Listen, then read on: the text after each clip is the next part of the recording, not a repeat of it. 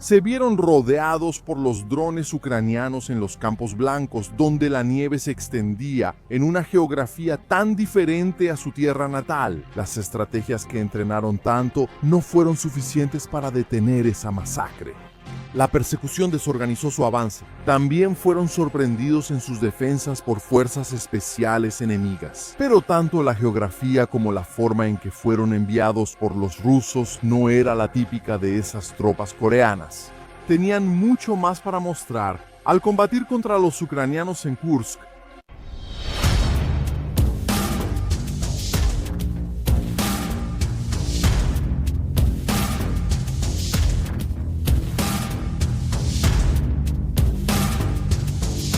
sargento Jeong Hong-yong traicionó a su patria lleno de culpa y se dio cuenta de que solo las Fuerzas Armadas podrían darle la redención que necesitaba. Entonces tomó las armas y luego se fue a otro país, dejando Corea del Norte sin siquiera decirles a sus padres a dónde iría. Tal vez ni siquiera él entendía bien la razón de su partida. Todo lo que necesitaba era seguir las órdenes del partido y del comandante de la nación. Eso le bastaría. Así terminó en Ucrania luchando por otro país, pero bajo las órdenes del partido al que era fiel. Corea del Norte es un país envuelto en polémicas y misterios, rodeado de leyendas altamente pasionales y polarizadas. Para algunos, es un país dictatorial, comunista, donde no existe libertad y solo se enseña la adoctrinación. Para otros, es una tierra donde reina la libertad, lejos del capitalismo, y una familia bella y altruista mantiene a su pueblo próspero y educado. A pesar de la persecución y los rumores del mundo occidental, es muy difícil que haya un término medio. Incluso la bien documentada Guerra de Corea atrae esa polarización, con algunas personas pensando que es perfectamente normal. Hacer investigaciones usando referencias altamente tendenciosas que demonizan a Corea del Norte en favor del capitalismo, salvador del mundo, o lo convierten en la gran asociación, la tierra prometida del comunista y del pueblo moralmente soberbio de la izquierda de Engloba, que, dicho sea de paso, buscamos a ragas le interesa. Es el mundo.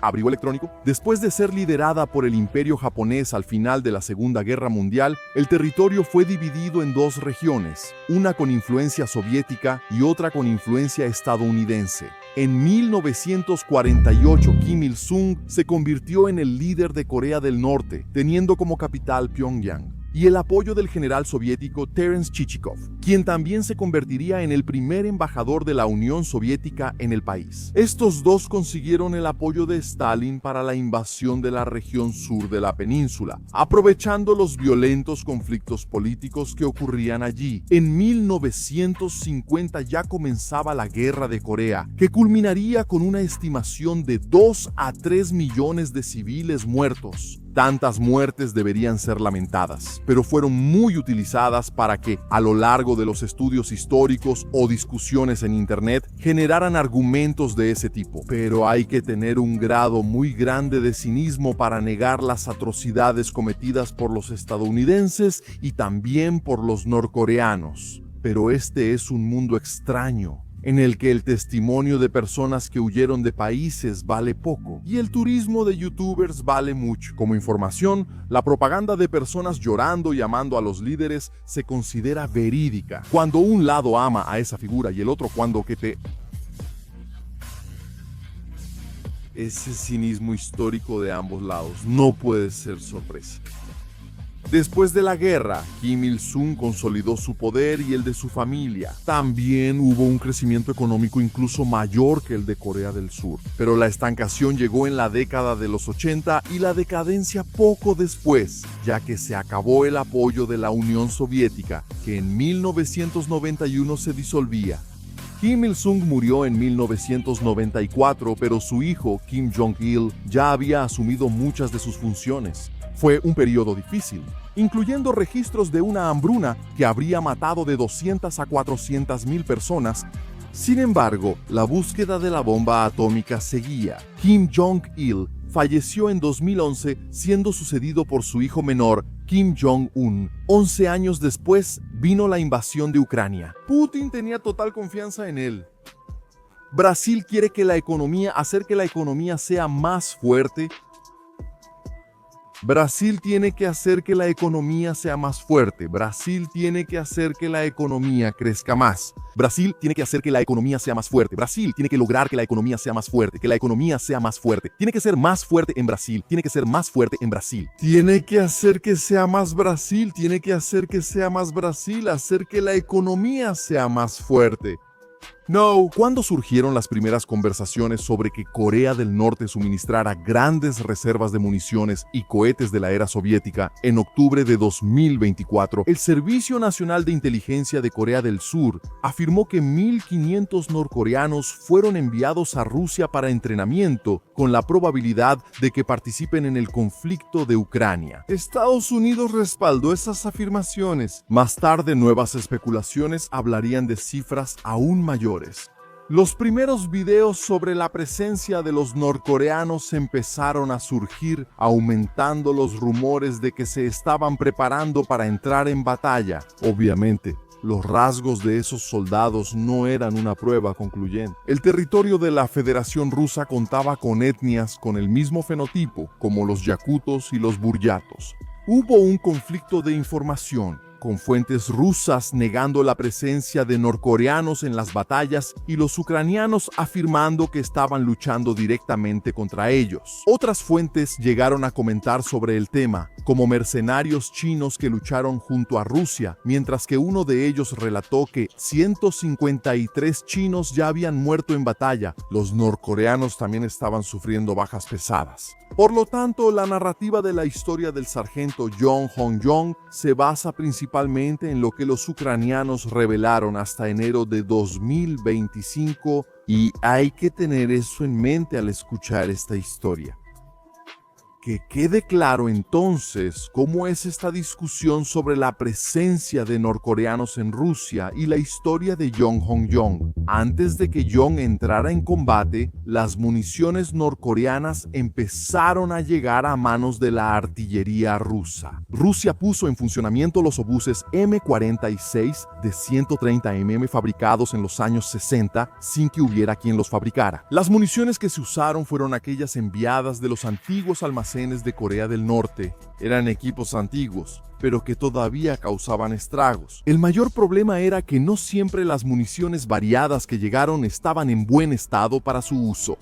En algunos momentos, las fallas fueron catastróficas para los soldados. Aún así, los suministros fueron importantes y causaron muertes en las filas de Ucrania. Viejos o no, estos equipos alcanzaron sus objetivos y mataron soldados. Corea del Norte también tenía misiles balísticos como el KN-23 y parte de ellos cayó en Ucrania, incluso matando civiles. Ese tipo de ataque era común contra los soldados. Más de 10.000 civiles ucranianos murieron en ese tiempo. La diferencia ahora era el uso directo de tecnología norcoreana en operaciones militares. El KN-23 cayó en Brovary, región de Kiev.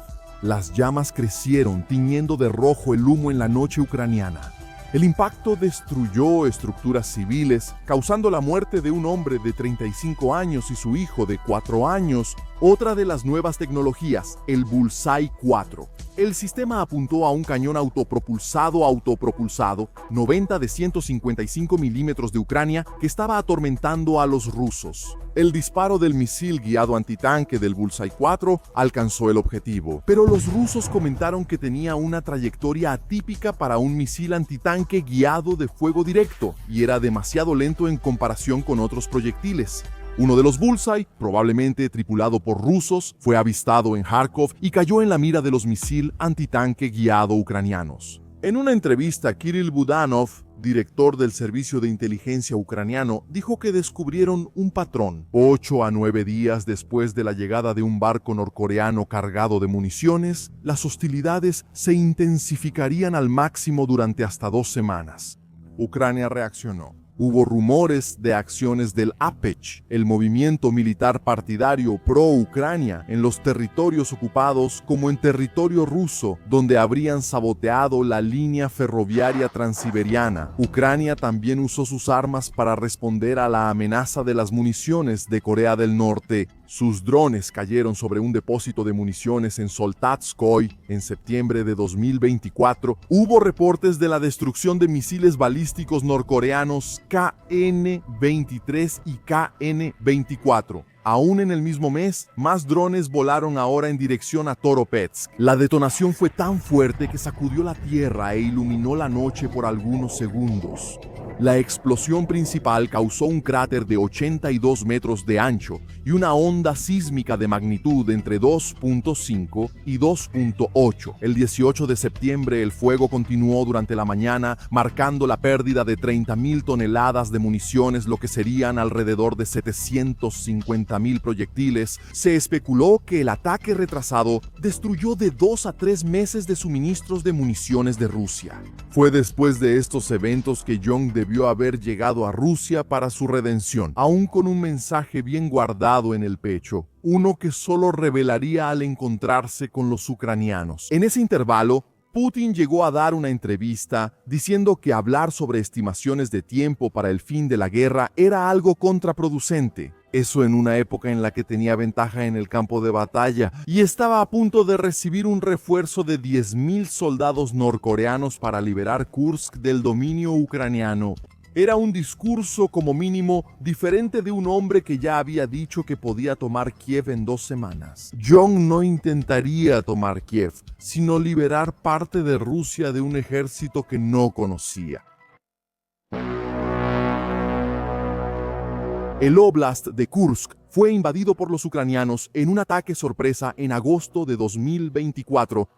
El avance inicial destruyó las defensas rusas. Cientos de prisioneros de guerra, principalmente reclutas sin experiencia de combate, fueron llevados a Kiev para ser posteriormente intercambiados por ucranianos. A los rusos les costó trabajo revertir la situación.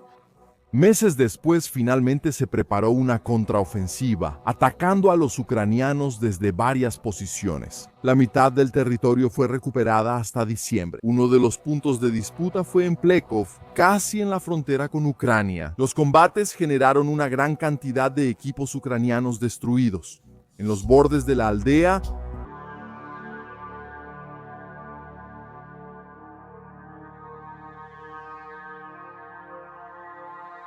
los lanzacohetes múltiples rusos dispararon sus cohetes en dosis letales en los campos donde estaban los ucranianos.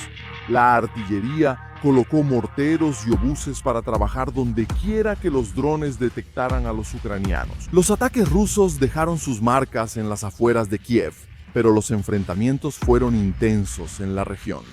Los drones también fueron usados contra blindados y soldados de Moscú, destruyendo varios de ellos a finales de noviembre, incluso antes de que la nieve cayera abundantemente.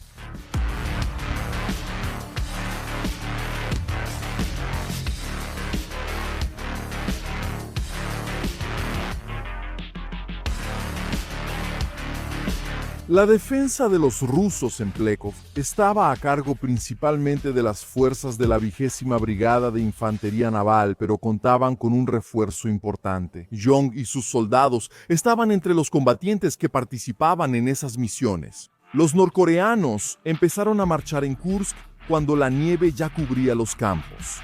Young estaba al frente de sus hombres, liderándolos en el frío de Kursk, en un ataque masivo. La mayoría de ellos era joven y estaban muy motivados por finalmente entrar en combate en nombre del partido y de la nación, incluso con dificultades. Ese terreno plano era muy diferente de las montañas de su tierra natal o de las misiones entrenadas por el 11 o Cuerpo de Asalto, pero la determinación hizo que Young avanzara bajo la nieve. Era un grupo grande, una ola de hombres dispersos para reducir el impacto de la artillería. Aunque cayeron bombas, Young recordó a sus compañeros el manual.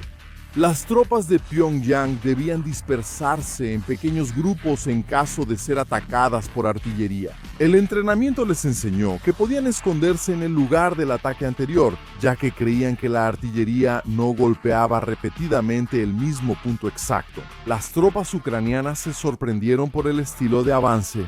La estrategia más reciente de los rusos era la de columnas blindadas, ocupada con ramificaciones y papeles. La izquierda ocupada con ramificaciones y gruesa izquierda, ocupada con ramificación teórica y papeles. Soldados,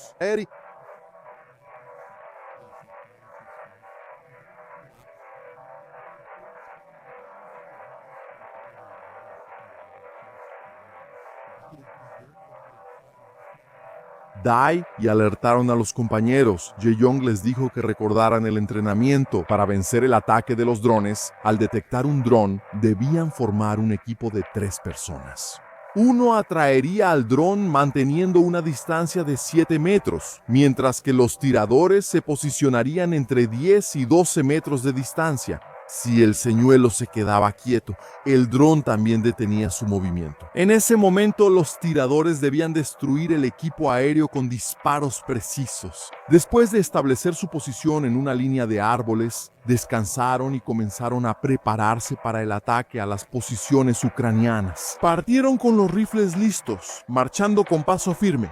Jae-yong era sargento de las fuerzas especiales. Tenía confianza en su líder y en sus órdenes. Su marcha no cedió. Cuando las bombas empezaron a estallar a su alrededor, los hombres siguieron avanzando, a pesar de que los cuerpos se acumulaban sobre la nieve. Las manchas negras en el suelo eran aterradoras, pero ninguno de ellos dudó. Sus ojos brillaron enfocándose en los ucranianos. La 95ª Brigada de Asalto Aéreo recibió ese ataque, impresionada por el duro avance de esa gran ola humana. Aquellos que se acercaron dispararon con precisión, movidos por un fervor diferente a mucho de lo que se veía en los rufos. Los ucranianos aún no entendían cómo las estrategias rusas habían cambiado tan radicalmente, pero activaron sus drones para destruir la ola. Ni todo el entrenamiento ni las instrucciones fueron suficientes para salvar a los soldados de Jae-yong. Nada es más terrible que ver cómo la mortal zambullida de un dron termina en forma de fuego y humo, manchando la nieve. Entre pólvora y sangre ocurrieron muertes sucesivas. Eran blancos demasiado fáciles, tantos de ellos esparcidos en campo abierto, caminando con pasos pesados en la nieve y soportando el frío en el rostro. Sus disparos eran rápidos y precisos, pero aún así no eran ni de cerca suficientes para detener a los demonios aéreos. Intentaron usar el entrenamiento. Una pareja fue rodeada por los drones. La idea era dispararle al demonio mientras se distraía con el compañero. Pero la teoría es más fácil.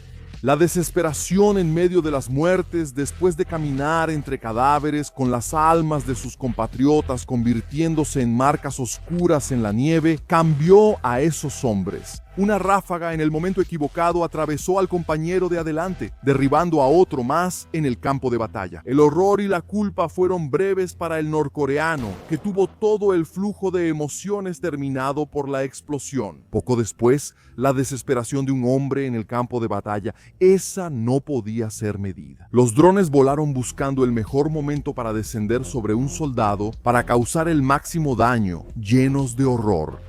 Cualquier actitud era válida para salvarse, pero al final la posibilidad de que la muerte lo encontrara era demasiado grande. Decenas de cuerpos quedaron tirados en ese campo congelado. Hubo muchos heridos y muertos. Ese día, Jae-yong reunió a sus hombres para cargar los cadáveres, y aquellos que no pudieron seguían moviéndose. Mientras los ucranianos filmaban esperando la próxima oleada, Jae-yong recordó todo lo que el partido lidera y cómo traicionó. Al no corresponder como debía en ese momento y aprovechar esa felicidad, el sufrimiento de ahora era su oportunidad de redención. En esos momentos de observación de los primeros ataques de los norcoreanos, surgió un rumor macabro. Las tropas de Kiev alegaron haber filmado a un soldado quemando y desfigurando los rostros de cadáveres de supuestos norcoreanos. Sea como sea, después de los ataques, se capturaron imágenes de varios cadáveres con rasgos de individuos del este asiático, pero la discusión aún continuó sobre si eran norcoreanos, buriatos, tubanos, shuktes o yakutos. Cabe recordar que estas minorías étnicas tenían un número de bajas desproporcionado en comparación con el tamaño de su pueblo, lo que incluso podría explicar tantos cadáveres de ellos acumulados en un ataque de las Fuerzas Armadas de un país donde no componían más del 10% de la población. Algunos videos empezaron a aparecer sobre lo que serían norcoreanos en recuperación en hospitales rusos. Muchos de ellos tuvieron que recuperarse de heridas graves y tuvieron contacto con soldados rusos en el mismo estado.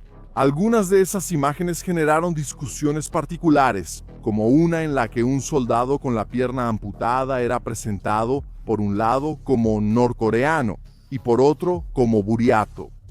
Ocasionalmente aparecía algún video de un ruso filmando a quienes serían los soldados enviados por Pyongyang, pero nada de eso era concluyente. El gobierno ruso continuó sin confirmar el uso de tropas norcoreanas en Kursk, y los ucranianos mantuvieron su insistencia en sus afirmaciones. A diferencia de tantos otros de su nación enviados a los hospitales, Pyong aún estaba en condiciones de combate. El sargento y sus hombres tuvieron que estar preparados para las órdenes de las tropas rusas. A pesar de las dificultades con el idioma, el conflicto continuaba en torno a una ciudad, Plekov. El 177º Regimiento Naval también estaba en esos combates, pero había un grupo luchando desde mucho antes. Pyong vio a los rusos de la 80ª que llevaban mucho más tiempo en la región enviar sus drones contra los ucranianos. El sargento norcoreano no sabía que esos infantes de marina de Moscú habían sufrido bastante en los combates en Kursk, ya que no lograron detener el avance inicial de los ucranianos y sufrieron pérdidas catastróficas en combate antes de que llegaran los refuerzos. Pyong empezó a entender cómo los rusos preparaban sus ataques. Al escuchar las explosiones, los bombardeos generaron estruendos que se difundieron en el horizonte. El sargento norcoreano escuchó esa miríada de ataques mientras esperaba su turno para entrar en combate de nuevo. Él escribió un pequeño mensaje para celebrar el cumpleaños de un amigo, Songdi, el 9 de diciembre, y lo guardó en su diario. Lamentó estar lejos de su tierra, pero la fe en la lucha por el partido lo mantuvo con la cabeza en alto y supo de más drones que alcanzaron a los soldados enemigos. En esos días, los rusos lograron alcanzar a soldados de la 17ª Brigada Mecanizada Pesada de Ucrania. Los ucranianos respondieron. Los operadores de drones de la 129ª Brigada de Defensa Territorial de Ucrania rodearon a uno de los típicos escuadrones de avance ruso que caminaban por la nieve. Era normal que los rusos enviaran grupos de 4 a 12 personas para probar las defensas. Al defenderse, los ucranianos terminaban revelando sus posiciones. Esos soldados aún podían quedarse y abrir camino para otros, pero esos rusos no tuvieron suerte. Fueron alcanzados en campo abierto. A pesar de la resistencia, los ucranianos no lograron mantener Plekov. A mediados de diciembre, se vieron obligados a retirarse hacia el oeste. El pueblo se perdió, pero la región siguió en disputa. El Regimiento 177 y la Brigada 810, junto con los norcoreanos, continuaron forzando la retirada de las tropas de Kiev. El sargento Young y sus hombres estaban en acción. Sus grandes grupos volvieron a cruzar los campos de Kursk. Un grupo de norcoreanos fue visto moviéndose entre los árboles. Ese era el tipo de avance que ellos aprendieron a usar en sus tierras. Esas fuerzas especiales se destacaban en el trabajo de infantería ligera porque para eso fueron creadas. Su función prevista era infiltrarse en áreas de retaguardia, engañando a los militares y a la policía de la guerra. Corea del Sur, al atravesar rápidamente el terreno coreano, densamente vegetado y montañoso, los ucranianos lanzaron municiones de racimo contra ellos.